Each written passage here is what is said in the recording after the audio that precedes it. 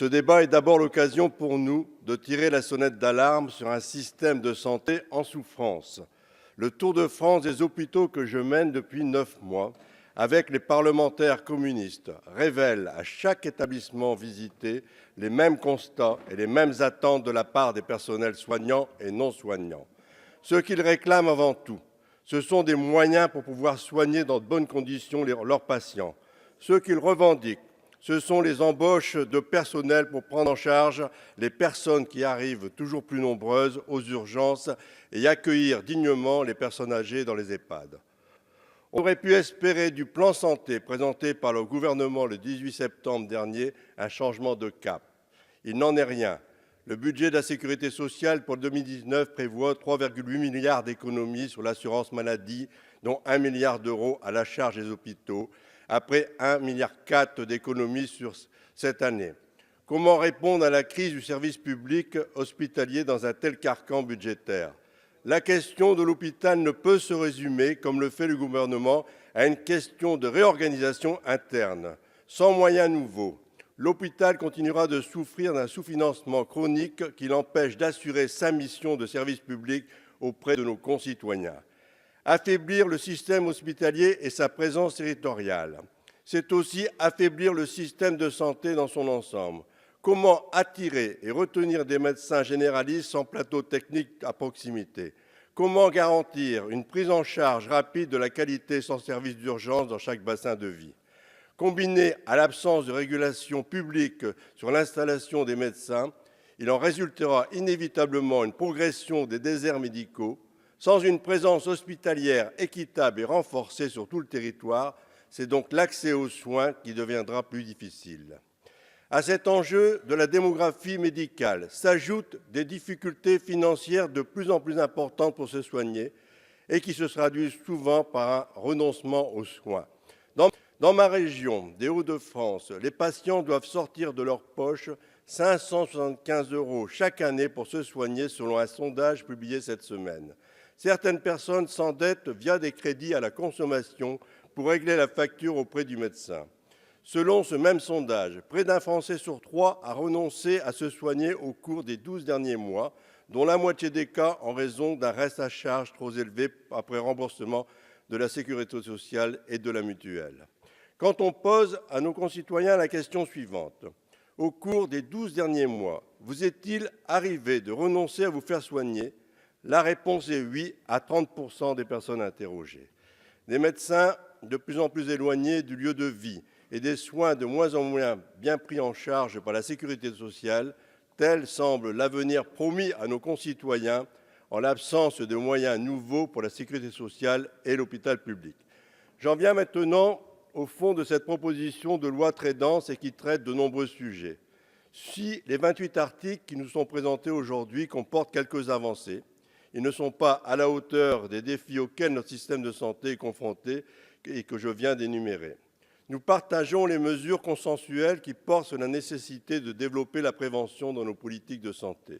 Nous partageons également la volonté de mettre en avant les qualités humaines lors des études de médecine à l'heure où le numerus clausus freine les vocations des étudiants. Nous sommes d'accord avec la mesure portant création d'une spécialité de médecine hospitalière et nous vous rejoignons pleinement sur la remise en cause de la tarification à l'activité que vous avez contribué à mettre en place en 2004.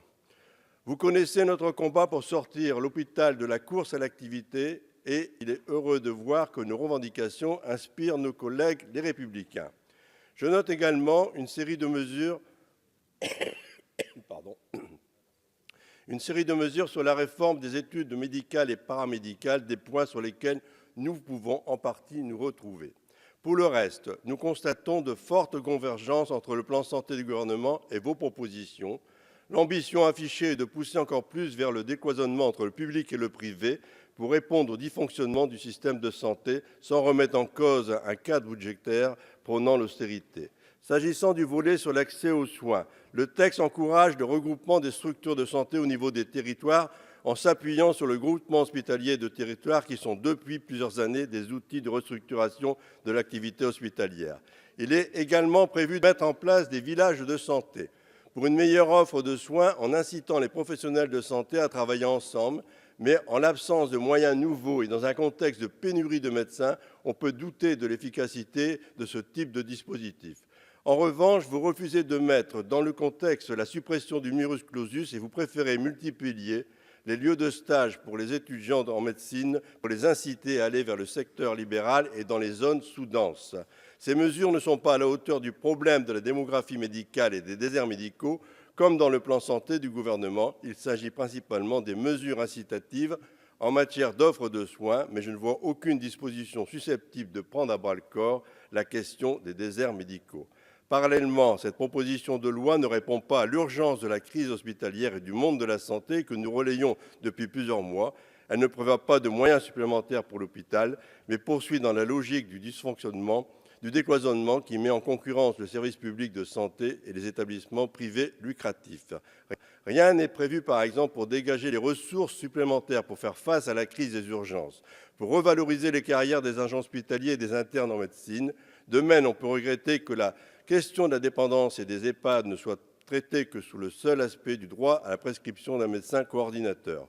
Votre proposition de loi s'adresse d'abord à la médecine libérale. Plusieurs mesures s'inscrivent dans cet objectif, comme l'instauration d'une mesure visant à revaloriser des tarifs de consultation pratiqués par des médecins libéraux ou la disposition visant à accorder des avantages aux seuls médecins inscrits dans un ordre français. Vous prévoyez également de créer des internats territoriaux pour orienter les étudiants en médecine libérale. Ces mesures ne semblent pas répondre aux aspirations actuelles des médecins qui veulent exercer de manière regroupée. À ce titre, nous regrettons que rien ne soit proposé pour favoriser l'exercice de la médecine dans le cadre de centres de santé. Il s'agit d'une demande forte de la part de jeunes médecins qui préfèrent le salariat au statut libéral. Pour conclure, cette proposition de loi a au moins le mérite de mettre les questions sur la table et nous permettre d'en débattre. Pour autant, si nous rejoignons sur certains constats et l'urgence d'agir pour l'accès aux soins des Français, nous désapprouvons les solutions que vous préconisez. À notre sens, la santé est un bien commun que seul un grand service public peut garantir. Elle appelle des moyens nouveaux, ce qui suppose en premier lieu d'en finir avec les politiques d'austérité à l'encontre de la sécurité sociale et des hôpitaux. Pour toutes ces raisons, les députés communistes voteront contre cette proposition de loi. Merci, cher collègue. Monsieur Thomas.